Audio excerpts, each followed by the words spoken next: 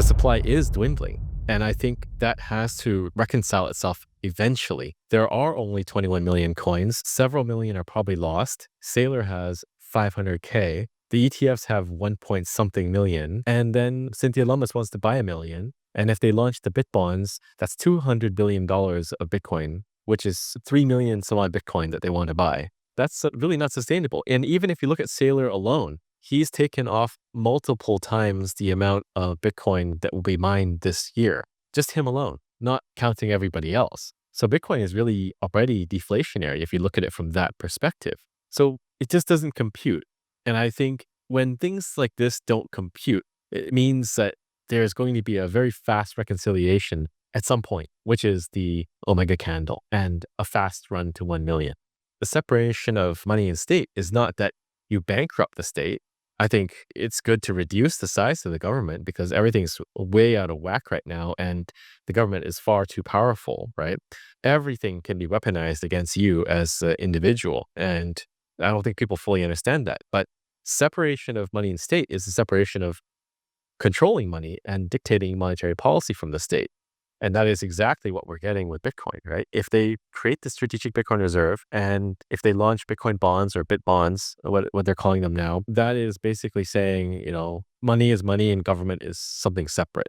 And it's as powerful and impactful as separation of church and state. I think Bitcoin is more valuable. So the swings are bigger now. It's just like when Bitcoin was at 1,000, right? When you had $100 swing, it's like, well, that's crazy. And now it's normal. It's like, you don't even notice it. But we're seeing $10,000 swings. And then eventually it goes to $100,000 swings. So the Omega thesis is still very valid. And I think it is still coming. And what worries me, or I don't know if worry is the right word, but what concerns me is we're not getting that slow and steady rise, which means the rise is going to be far more violent. Simply because we're not going up gradually, right? And if it's not gradually, then it's sudden. And I don't think we're going to go to 58K. But as you said, anything can happen in Bitcoin. But it's not that likely. And the reason is the composition of the hodler has changed. The structural composition has changed. It's not just like you and me and Adam Back now. It is institutions holding MicroStrategy, like pension funds holding ETFs, investors in ETFs that have it in their Roth IRA or other investment vehicles that they're probably not going to touch. So it's a very different beast now than it was a few years back, right? You have people that bought IBIT, I don't know, let's say $50 some odd, or they bought IBIT when it launched at $20 some odd, right? Like, are they going to sell IBIT when it goes to 12 if there was a big drawdown? Probably not, right? For them, it's a different sort of unit bias. It's like 50 to 20, not from 50 to whatever, right? So they're less likely to sell, first of all, and then they're less likely to sell when it drops because it's less scary for them because it's a different numbering system. So interesting point just about the composition of people that are holding Bitcoin right now, because you're right, it's like it has fundamentally changed, like the ETFs and MicroStrategy, and I mean even these now numerous other companies that are raising money to hold Bitcoin or buying Bitcoin with free cash flow, whatever it may be. It seems to have been there's a different switch that's been flipped, and it just seems like, I don't know. I like, of course, everybody likes seeing number go up, right? Especially if you're holding Bitcoin, you like seeing that. That being said, I know, you and I both want as many people as possible to get onboarded to Bitcoin, to adopt Bitcoin at as low of a price as possible, because we kind of see the writing on the wall for what's coming. Is that where you're coming from there, where it's like people's, we're still very early, but time to be very early is running out and soon you'll just be regular early? Is that kind of what it comes down to? I think so. I mean, the masses will be interested in Bitcoin when it's at 200, 300, 500K. And that's very normal, right? If you look at how ordinary people think, it's just like I see someone panicking and then I panic. there's very little foresight and planning ahead and doing research because everyone's busy with bread and circuses, right? And that's just how human civilization has evolved. Um, and I think we're still in that very small minority, which we did the research and we went down the rabbit hole and we're listening to the Bitcoin podcast with Walker and everything like that.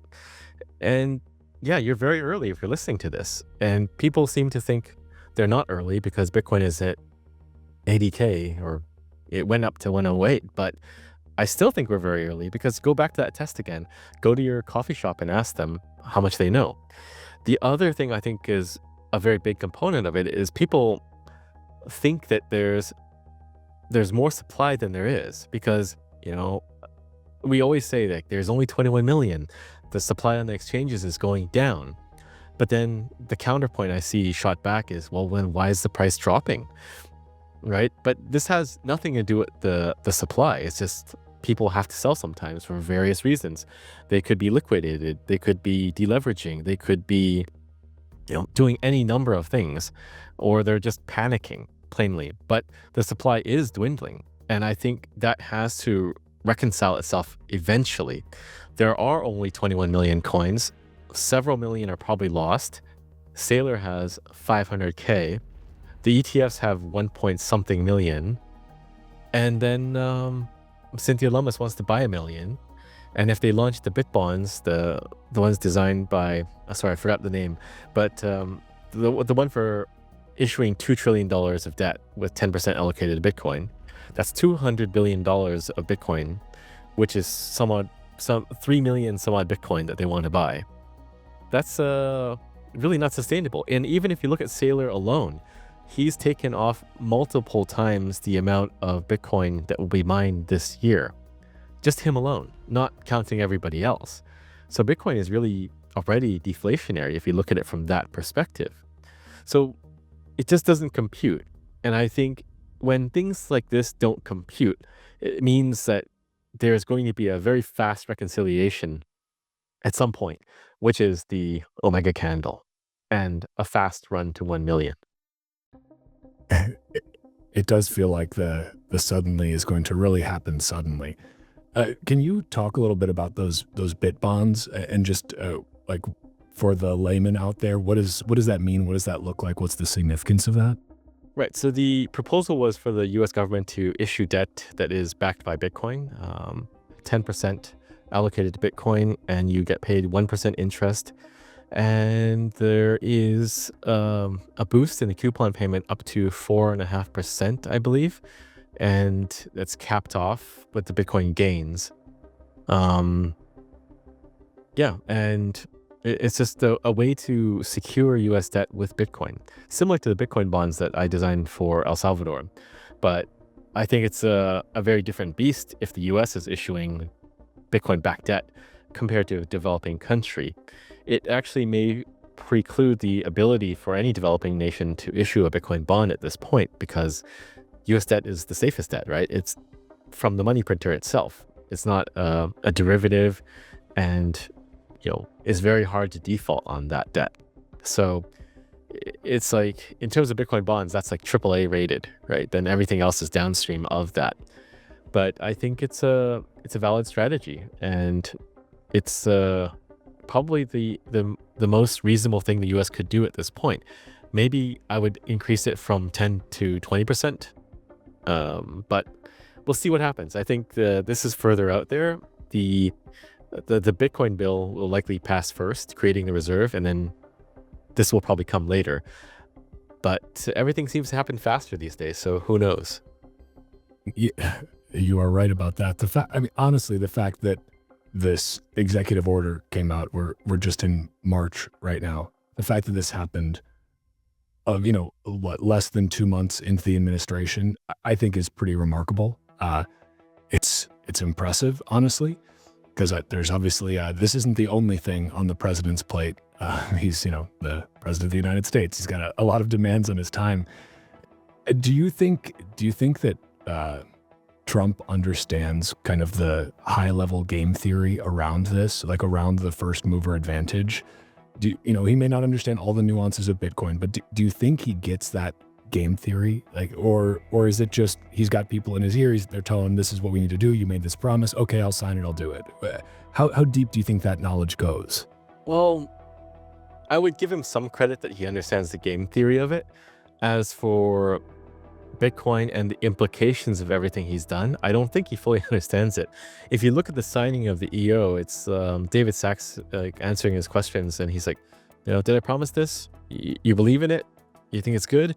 I'll sign it, right? That doesn't sound like a Michael Saylor level of conviction and understanding to me, but I could be wrong.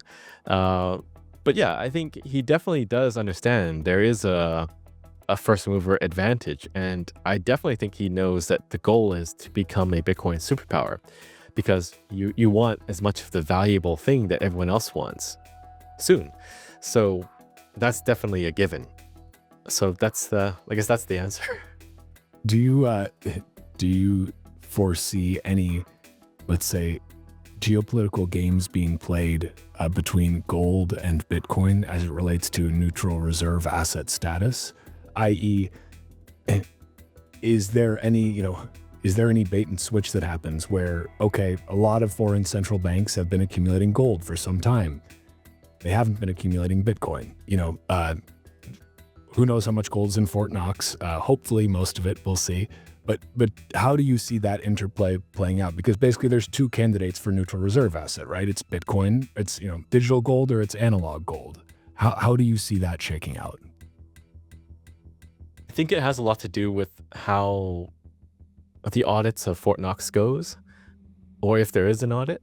If the audit comes back that there is not enough gold, the gold's not all there, I believe we'll see this sort of game play out where gold is demonetized in favor of Bitcoin, simply for that reason that you outlined. I think Saylor said the same thing, that you can kind of like take out your enemies that have been buying gold by dumping gold and buying Bitcoin, especially if you have more Bitcoin, right? So it's just a balance. Like, does the US have more Bitcoin or more gold? And do they see the Bitcoin as more valuable or the gold as more valuable? And I think another thing that we forgot to talk about the EO was this will now allow us to actually figure out exactly how much Bitcoin the US has, because there's a number that's often thrown out there of 200 to 220,000 Bitcoin. 95,000 is going back to Bitfinex, and the rest we don't know. The US Marshals have kind of said we don't know. So the biggest thing I think for the EO is really that we're going to find out exactly how much they have. And that might lead to us finding out how much everyone else has, because every number out there is largely an estimate or approximation. Because China too, like right now if you're going by general public disclosures, the US has less than China. China has 194,000. But there are also theories that China sold it, because there are some announcements in Chinese news that they disposed of some crypto assets. They didn't say Bitcoin, but they said we will dispose so much $1 billion of yen